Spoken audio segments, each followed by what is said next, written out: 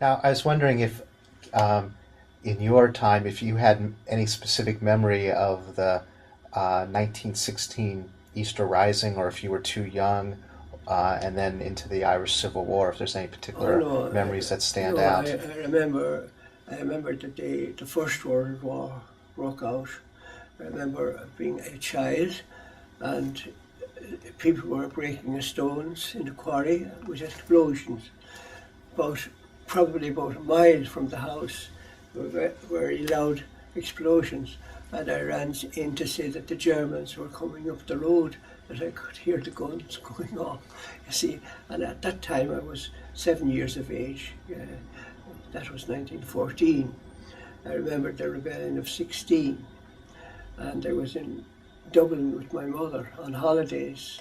For Easter time? After the rebellion, and standing in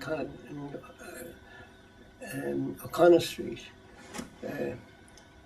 I saw the city in ruins, O'Connell Street in ruins, GPO and all the houses flattened out in the city, and they hadn't started rebuilding them at the time. And I remember also when after the executions, I think it was 13 that were the leaders that were executed, and my father read out for us from his desk an account of their lives from a supplement of the Area Times. And I remember him reading and telling us about, we knew about Patrick Pearse in any case, and we knew about some of the leaders, but he gave us an account of the lives of each one of them and told us all about them. And he told us about Connolly then, who had been wounded and was executed, shot, sitting in a chair. Was your family politically active in any way, or was it more of just caught in the times and the turbulence? Well, I lived through the Black and Tan War. That was a war of terror, where the Black and Tans, who were not in any way disciplined and were described by one of the generals as of more harm to themselves than to the enemy.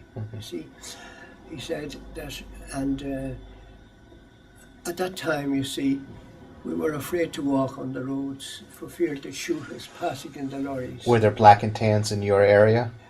They were, in the town 3 miles from us, but the lorries of Black and Tans were travelling on the roads each day, sitting back to back, a row of about 8 men and 8 men, I think 6 or 8, with the rifles between their knees, ready to fire. And very often they took a young man along the road and made him get up on the lorry, and then at a certain time they'd tell him he could go, and when he'd go they'd shoot him, and they'd say that shot while trying to escape, they said. So there was nothing, they didn't stoop to even beating old people, and especially if they suspected that they had sons who were fighting them. You see, Sean McKeown was the leader of the volunteers in Longford who were fighting against the Black and Tans guerrilla fighters, and he had been to school to my father, and they were fast friends always, even afterwards when Sean McKeown, he was later elected to Dáil, and he was always a friend of the family and visited our house. I remember the day he came to collect my father's gun. The volunteers knew that the police were going to collect the guns from all the houses, you see. So they anticipated that, and they called to our gun and told my father that his gun was going to be collected, but they'd take it. And they took the gun. He never got it back. He never asked it back. I never saw it again. It was a very good gun. Yes, so that was it. And then the Civil War was terrible. the Civil War was for us, it was much worse than the Black and Tan War, because families were divided, and it was a very bitter war. The other was we were terrorized in the Black and Tan War because there was no radio or no television, and they did a lot of terrible things, you see. Torture, tortured the prisoners and so on. Terrible torture, like pulling out their nails and things like that, you see.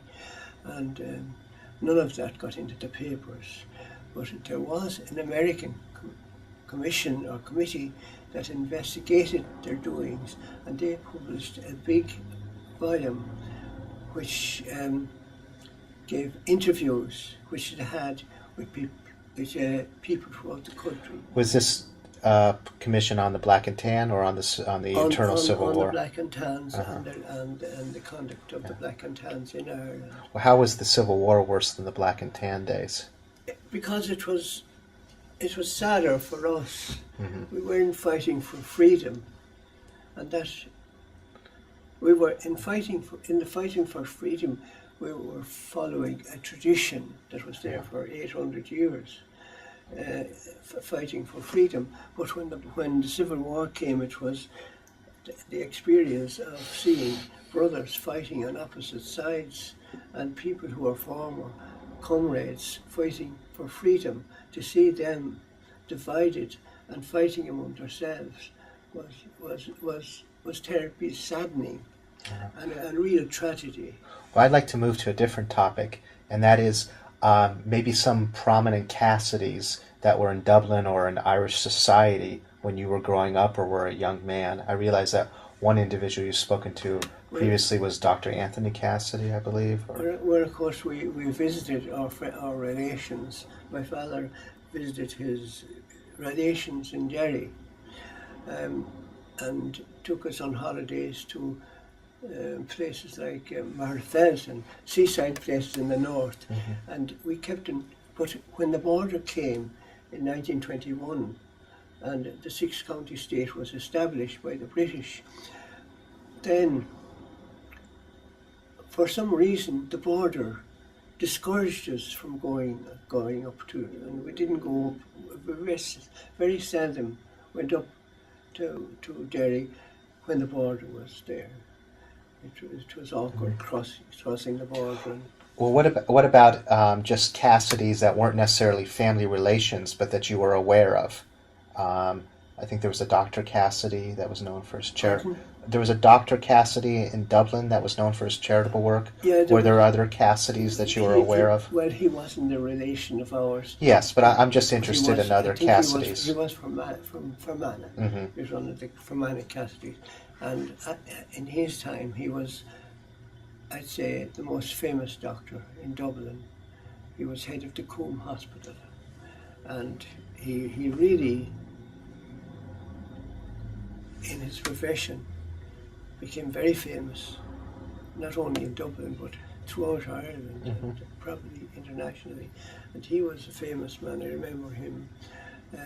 I never knew him, but I knew of him. Were there other Cassidys that achieved any fame in their professions that you would have been aware of?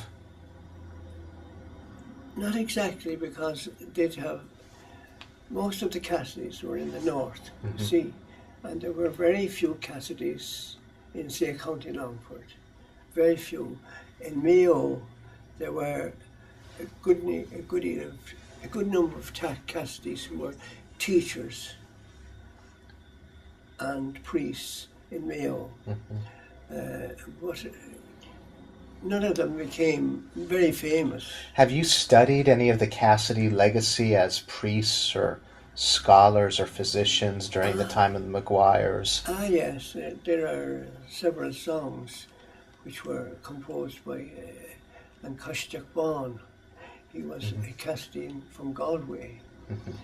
And he wrote a famous song which is still sung on Coisteach Bán. It's a kind of a tragic song because he fell in love he was a priest who fell in love with a girl, and That would create some that problems for you. affected his life. And he wrote then some very nice songs. Mara Vera Haunish, a beautiful song of his, and others, yes. Well, is there any reason that you can attribute as to why Cassidy's became known as physicians Yeah. and priests and poets? Well, the Cassidys were known as poets too. In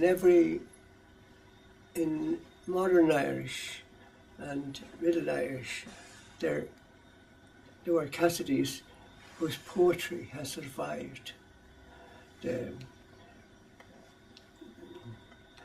Sean Ó Casaide was composed some beautiful poetry in the 18th century, yeah, and others.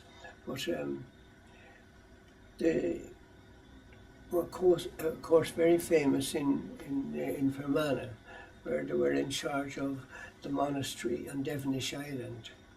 There they had charge of that, and many of them were priests, and they had that distinction of having the charge of the monastery, a famous monastery on Devonish Island. There's a round tower there still. You see, you've probably seen it.